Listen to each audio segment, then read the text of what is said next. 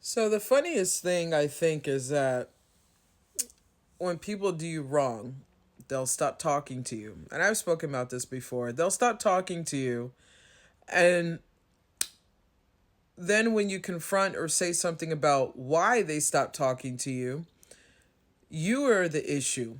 You did this, you did that. But when they had an opportunity to have a conversation with you, they didn't do it.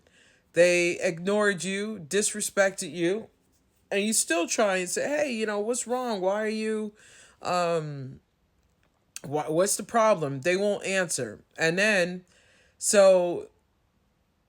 what they'll do is they will act as if you did something so horrific to them.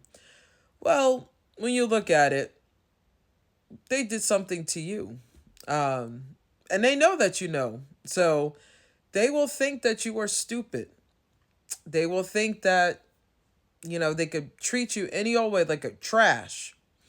Well, they don't have the right to do that. You're not trash, but stay away from them. I will most certainly say stay away from them, because that's when victim mode comes in.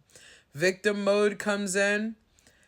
Now they're going to be paranoid and start making up things that you didn't even do. They're going to be paranoid, and anytime you come around, I had a, little like incident or whatever. I'm walking to the bus stop. The other person's about a block and a half up. I'm walking. Luckily, I was on the phone with a friend at the time, because that friend was actually a witness. It's like, what is going on? I'm like, this fool thinks that I'm following them, and I'm at the bus stop. There's on this route, there are several bus stops. The person said, "Don't even worry about it. I'm your witness." That person, they're a block and a half up, but it was so, at first it was hurtful, because I'm like, I would never do anything to them. But because they've done so many wrong things to me, now they were paranoid. And it's like, I will never, ever in my life forget about that. I will never forget that. Knowing that, yeah, I would not do anything to them, but because when people do really fucked up things, they're going to stop talking to you.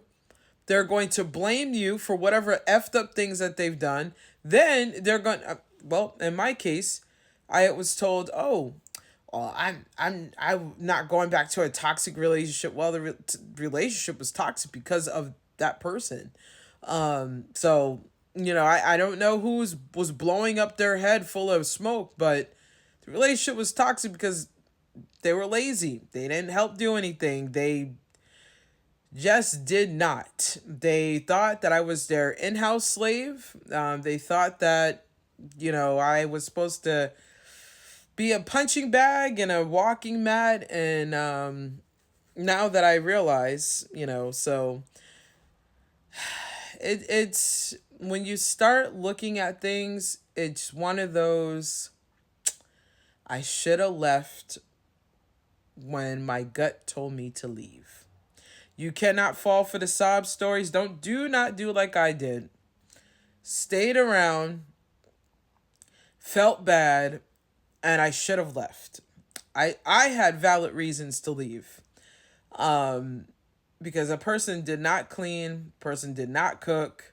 Well, they barely cleaned. They did not cook.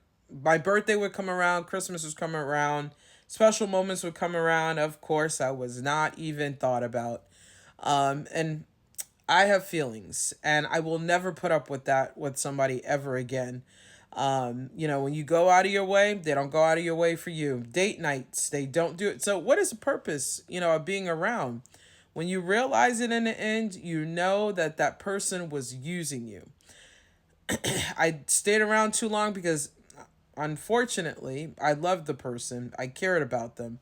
That does not go away, unfortunately, overnight either. But just know that person that you loved and that you cared about is not actually the real person. That's not even them. That person doesn't even exist.